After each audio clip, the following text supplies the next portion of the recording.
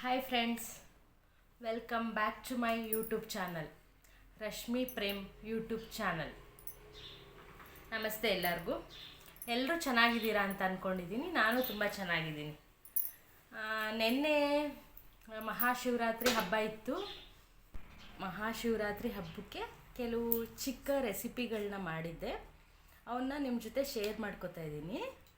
ಅದಕ್ಕೂ ಮುಂಚೆ ನೀವು ನನ್ನ ಚಾನಲ್ನ ಸಬ್ಸ್ಕ್ರೈಬ್ ಮಾಡ್ಕೊಳ್ಳಿ, ಶೇರ್ ಮಾಡ್ಕೊಳ್ಳಿ, ಸಬ್ಸ್ಕ್ರೈಬ್ ಮಾಡ್ಕೊಳ್ಳಿ. ಹಾಗೆ ಲಾಸ್ಟ್ ವಿಡಿಯೋದಲ್ಲಿ ನಾನು ಏನು ಮಾಡಿದ್ದೀನಿ, ಸ್ವಲ್ಪ ವಿಡಿಯೋ ಕಟ್ಟಾಗಿದೆ.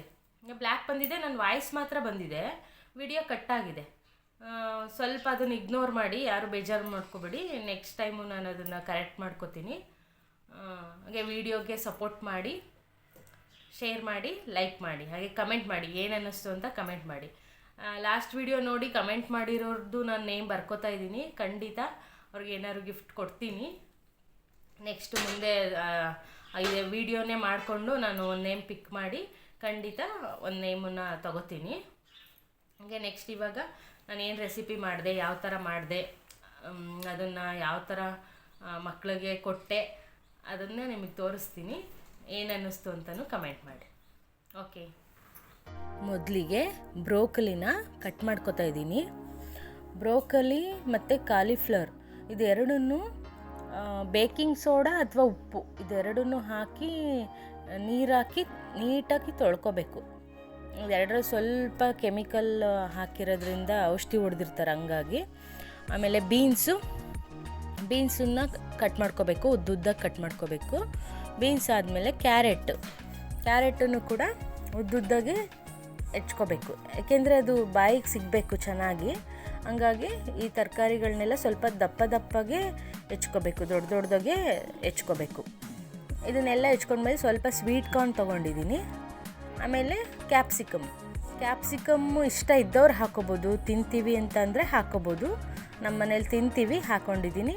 ಆಮೇಲೆ ಈರುಳ್ಳಿನೂ ಅಷ್ಟು ಆಪ್ಷನಲ್ಲು, ಬೇಕಾದರೆ ಹಾಕ್ಕೋಬೋದು. ಅದನ್ನು ದಪ್ಪಗೆ ಸ್ಲೈಸ್ ಮಾಡ್ಕೊಳ್ಳಿ, ಒಂದೇ ಮೀಡಿಯಮ್ ಸೈಜಲ್ಲಿ. ಆಮೇಲೆ ಬಾಣಲಿನ ಇಟ್ಟು ಅದಕ್ಕೆ ತುಪ್ಪ ಹಾಕಿ ಈರುಳ್ಳಿ ಮತ್ತು ಎಲ್ಲ ತರಕಾರಿಗಳನ್ನೂ ಹಾಕಿ ಚೆನ್ನಾಗಿ ಫ್ರೈ ಮಾಡಬೇಕು. ಸ್ವಲ್ಪ ಉಪ್ಪು ಹಾಕ್ಕೊಂಡು ಫ್ರೈ ಮಾಡ್ಕೊಳ್ಳಿ. ಅದನ್ನು ಮುಚ್ಚಿ ಹವೆಯಲ್ಲಿ ಬೇಯಿಸ್ಕೊಳ್ಳಿ. ಆಮೇಲೆ ಅದಕ್ಕೆ ಸ್ವೀಟ್ ಕಾರ್ನ್ ಆ್ಯಡ್ ಮಾಡಿ ಬೇಯಿಸ್ಕೋಬೇಕು.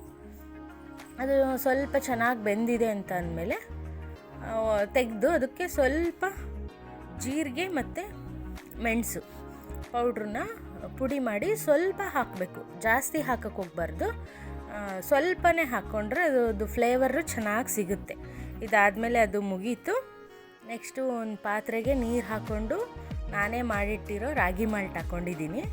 ಆಮೇಲೆ ಸ್ವಲ್ಪ ಪಿಂಕ್ ಸಾಲ್ಟ್ ಹಾಕ್ಕೊಂಡು ಚೆನ್ನಾಗಿ ಮಿಕ್ಸ್ ಮಾಡ್ಕೋಬೇಕು. ಆಮೇಲೆ ಸ್ಟವ್ ಹಚ್ಚಿ ಇದನ್ನು ಒಲೆ ಮೇಲಿಟ್ಟು ನೀಟಾಗಿ ತಿರುಗಿಸ್ತಾ ಇರಬೇಕು. ಯಾವಾಗೂ ಕೈ ಆಡಿಸ್ತಾನೇ ಇರಬೇಕಿಲ್ಲ ಅಂದರೆ ಗಂಟಾಗಿಬಿಡುತ್ತದು. ಚೆನ್ನಾಗಿ ಕೈ ಆಡಿಸಿ ತಿರುಗಿ ಅದು ಸ್ವಲ್ಪ ತಿಕ್ಕಾಗಿ ಬರಬೇಕು. ತಿಕ್ಕಾದಮೇಲೆ ಬೇಕಾದರೆ ಸ್ವಲ್ಪ ನಿಧಾನಕ್ಕೆ ತಿರುಗಿಸ್ಕೊಂಡ್ರು ನಡೆಯುತ್ತೆ. ನೋಡಿ, ಈಗ ಸ್ವಲ್ಪ ತಿಕ್ಕಾಯಿತು. ಈ ಟೈಮಲ್ಲಿ ನಿಧಾನಕ್ಕೆ ತಿರುಗಿಸ್ಕೋಬೋದು. ಇದರ ಬಬಲ್ ಬಂದಾಗ ಅದನ್ನು ಚೆನ್ನಾಗಿ ಬೇಯೋಕ್ಕೆ ಬಿಟ್ಬಿಡಬೇಕು. ಅದಕ್ಕೆ ಸ್ವಲ್ಪ ಉಪ್ಪು ಆ್ಯಡ್ ಮಾಡಬೇಕು. ನೆಕ್ಸ್ಟು ಇದನ್ನು ತಣ್ಣಗಾಗಕ್ಕೆ ಬಿಡಬೇಕು. ಇದು ಫುಲ್ ತಣ್ಣಗಾದಮೇಲೆ ಒಂದು ಗ್ಲಾಸ್ ತೊಗೋಬೇಕು.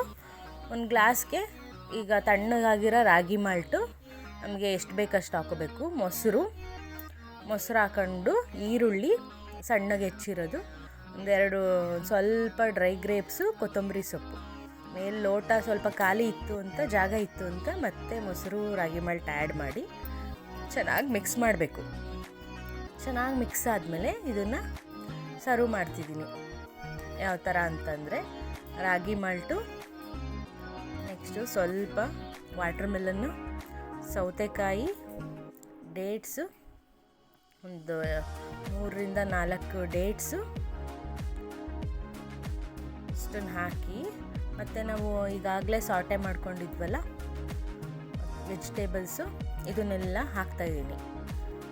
ವೆಜಿಟೇಬಲ್ಸು ಇದಿಷ್ಟಿದ್ರೆ ಹೊಟ್ಟೆಗೆ ಫಿಲ್ಲಡ್ ಆಗಿರುತ್ತೆ. ರೈಸು ಬೇಡ, ಡಯೆಟ್ಗೂ ಚೆನ್ನಾಗಿರುತ್ತೆ, ಡಯೆಟ್ ಮಾಡೋರಿಗೂ ಚೆನ್ನಾಗಿರುತ್ತೆ. ವೀಕ್ಲಿ ಒಂದು 3 ಸಲ ಇದನ್ನು ತಿಂದರೆ ವೆಯ್ಟ್ ಲಾಸು ಆಗುತ್ತೆ.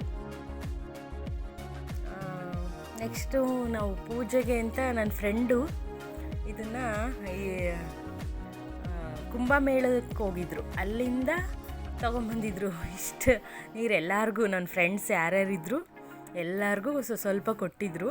ನಾವು ಇದನ್ನೇ ನೀರಿಗೆ ಮಿಕ್ಸ್ ಮಾಡಿಕೊಂಡು ಸ್ನಾನ ಮಾಡ್ಕೊಂಡ್ವಿ. ಥ್ಯಾಂಕ್ ಯು ಅಕ್ಕ, ಥ್ಯಾಂಕ್ ಯು ಸುಮಾ ಅಕ್ಕ. ನೆಕ್ಸ್ಟು ಇದಕ್ಕೆ ಕೇಸರಿ ಬಾತ್ ಮಾಡ್ತಿದ್ದೀನಿ. ಪೈನಾಪಲ್ ಕೇಸರಿ ಬಾತಿಗೆ ಒಂದು ಪಾತ್ರೆನ ಇಟ್ಟು ಅದಕ್ಕೆ ಸ್ವಲ್ಪ ತುಪ್ಪ, ಸ್ವಲ್ಪ ಎಣ್ಣೆ ಎರಡನ್ನೂ ಹಾಕ್ತಾಯಿದ್ದೀನಿ. ಕೇಸರಿ ಬಾತ್, ಪೈನಾಪಲ್ ಕೇಸರಿ ಬಾತಿಗೆ ಸ್ವಲ್ಪ ಜಾಸ್ತಿನೇ ಇರಬೇಕು, ತುಪ್ಪ ಎಣ್ಣೆ ಸ್ವಲ್ಪ ಜಾಸ್ತಿನೇ ಬೇಕು. ಇದು ಕಾದಾದಮೇಲೆ ಇದಕ್ಕೆ ಗೋಡಂಬಿ ಮತ್ತು ಲವಂಗನ ಹಾಕ್ತಿದ್ದೀನಿ. ಲವಂಗ ಸ್ವಲ್ಪ ಎಕ್ಸ್ಟ್ರಾ ಫ್ಲೇವರ್ ಕೊಡುತ್ತೆ ನಮಗೆ, ಹಂಗಾಗಿ ಸ್ವೀಟಿಗೆ ಹಾಕಿದ್ರೆ ಚೆನ್ನಾಗಿರುತ್ತೆ. ಲವಂಗ ಮತ್ತು ಗೋಡಂಬಿನ ಹಾಕ್ತಾಯಿದ್ದೀನಿ. ಎಣ್ಣೆ ಕಾದಾದ್ಮೇಲೆ ಹಾಕಿ ನೆಕ್ಸ್ಟು ಇದಕ್ಕೇ ಡೈರೆಕ್ಟಾಗಿ ರವೆನ ಹಾಕೋತಾ ಇದ್ದೀನಿ. ಚಿರೋಟಿ ರವೆ ಹಾಕಿ ಚೆನ್ನಾಗಿ ಫ್ರೈ ಮಾಡ್ಕೋಬೇಕು. ಸ್ವಲ್ಪ ರವೆ ಇವಾಗಲೇ ಫ್ರೈ ಆಗಬೇಕು, ಆ ರೀತಿ ಚೆನ್ನಾಗಿ ಫ್ರೈ ಮಾಡ್ಕೋಬೇಕು. ನೋಡಿ ಈ ಥರ ಎಣ್ಣೆ ಸ್ವಲ್ಪ ಜಾಸ್ತಿನೇ ಇಟ್ಕೊಳ್ಳಿ, ತುಪ್ಪ ಬೇಕಾದ್ರೆ ಆಮೇಲೆ ಸೇರಿಸ್ಕೋಬೋದು. ಅದಕ್ಕೆ 1 ಬೌಲು ಪೈನಾಪಲ್ನ ಇವಾಗೇ ಹಾಕೋದ್ರಿಂದ ಚೆನ್ನಾಗಿ ಬೇಯುತ್ತೆ, ಅದು ಸಾಫ್ಟ್ ಆಗುತ್ತೆ ಚೆನ್ನಾಗಿ. ಆದ್ದರಿಂದ ಇವಾಗಲೇ ಹಾಕ್ಕೊಂಡು ಅದಕ್ಕೆ ಡ್ರೈ ಗ್ರೇಪ್ಸನ್ನು ಹಾಕೋಬೇಕು. ಅದಕ್ಕೆ ಎಷ್ಟು ಬೇಕಷ್ಟು ಬಿಸಿ ನೀರು. ಈಗ 1 ಬೌಲು ಚಿರೋಟಿ ರವೆಗೆ 3 ಬೌಲು ಬಿಸಿ ನೀರು ಹಾಕಿದ್ದೀನಿ. ಸಕ್ಕರೆನೂ ಮತ್ತು ಏಲಕ್ಕಿನೂ ಪುಡಿ ಮಾಡಿ ಹಾಕಿದ್ದೀನಿ. ಆಮೇಲೆ ಯೆಲ್ಲೋ ಕಲ್ಲರ್ನ ಸ್ವಲ್ಪ ಹಾಲಿಗೆ ಮಿಕ್ಸ್ ಮಾಡಿ ಹಾಕಿ ತಿರುಗಬೇಕು, ಚೆನ್ನಾಗಿ ತಿರುಗಿಸ್ಬೇಕು. ಹಿಂಗೆ ಮಾಡಿದ್ರೆ ಪೈನಾಪಲ್ ಕೇಸರಿ ಬಾತು ರೆಡಿ. ದೇವ್ರಿಗೆ ನೈವೇದ್ಯ ಮಾಡಿ ಬೆಳಗ್ಗೆ ಪುನ್ನುಗೂ ಇದನ್ನೇ ಕೊಟ್ಟು ಕಳಿಸ್ದೆ, ಸ್ನ್ಯಾಕ್ಸಿಗೆ ಕೊಟ್ಟು ಕಳಿಸ್ದೆ. ನೆಕ್ಸ್ಟು ಏನು ಶಿವರಾತ್ರಿ ಹಬ್ಬಕ್ಕೆ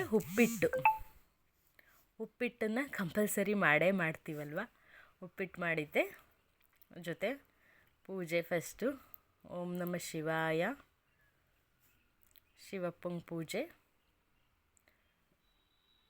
ನಂತರ ಒಂದು ದೇವ್ರ ಮನೆಗೆ ಸಿಂಪಲ್ಲಾಗಿ ಪೂಜೆ ಮಾಡಿಕೊಂಡಿದ್ದೆ. ಅದೊಂದು ವಿಡಿಯೋ ಮಾಡಿದ್ದೆ, ಅದನ್ನು ಹಾಕಿದ್ದೀನಿ, ಇಲ್ಲ ಆ್ಯಡ್ ಮಾಡಿದ್ದೀನಿ ಅಷ್ಟೇ. ಸಿಂಪಲ್ಲಾಗಿ ಪೂಜೆ ಮಾಡಿದ್ದೆ. ನೆಕ್ಸ್ಟು ನಾನು ನಿಮ್ಮ ಜೊತೆ ಎಲ್ಲ ಶೇರ್ ಮಾಡ್ಕೋಬೇಕಾಗಿರೋದು, ಇದು ಸಾಂಬ್ರಾಣಿ ಸ್ಟಿಕ್ಕು. ಇದು ಹೇಗೆ ಮಾಡಿರ್ತಾರೆ ಅಂತಂದರೆ, ಹಸುವಿನ ಸಗಣಿ ಮತ್ತು ತುಪ್ಪ, ಪಚ್ಚ ಕರ್ಪೂರ ಇಷ್ಟನ್ನು ಸೇರಿಸಿ ಫುಲ್ ನ್ಯಾಚುರಲ್ಲು. ಇದು ಏನು ಹಾರ್ಮಿಲ್ಲ, ಬಾಡಿಗೆ ಹಾರ್ಮಿಲ್ಲ, ಸ್ಮೆಲ್ಲು ಚೆನ್ನಾಗಿರುತ್ತೆ. ಅದನ್ನು ಯೂಸ್ ಮಾಡಿದ್ದೆ ಇವತ್ತು, ಹಾಗೆ ನಿಮಗೂ ತೋರಿಸೋಣ ಅಂತ ತೋರಿಸ್ದೆ ಅಷ್ಟೇ. ಸ್ಮೆಲ್ಲು ಚೆನ್ನಾಗಿತ್ತು ಮತ್ತು ನ್ಯಾಚುರಲ್ ಇರೋದ್ರಿಂದ ಏನೂ ಹಾರ್ಮಿಲ್ಲ, ಆರಾಮಾಗಿ ಎಷ್ಟು ಹೊಗೆ ಇದ್ದರೂ ಸಹಿಸ್ಕೋಬೋದು, ಚೆನ್ನಾಗಿರುತ್ತೆ. ಹಾಗೆ ಯಾರೆಲ್ಲ ಮಹಾಭಾರತ ನೋಡ್ತಿದ್ದೀರಾ ನಂಗೆ ಕಮೆಂಟ್ ಮಾಡಿ. ಬೆಳಗ್ಗೆ 8ರಿಂದ 9 ಬರುತ್ತೆ, ನಾನಂತೂ ಮಿಸ್ ಮಾಡ್ದಂಗೆ ನೋಡ್ತಿದ್ದೀನಿ. ನೀವು ಯಾರ್ಯಾರು ನೋಡ್ತಿದ್ದೀರಾ ಕಮೆಂಟ್ ಮಾಡಿ. Okay, thank you. ವಿಡಿಯೋ ಇಷ್ಟೇ ಇವತ್ತಿದ್ದಿದ್ದು.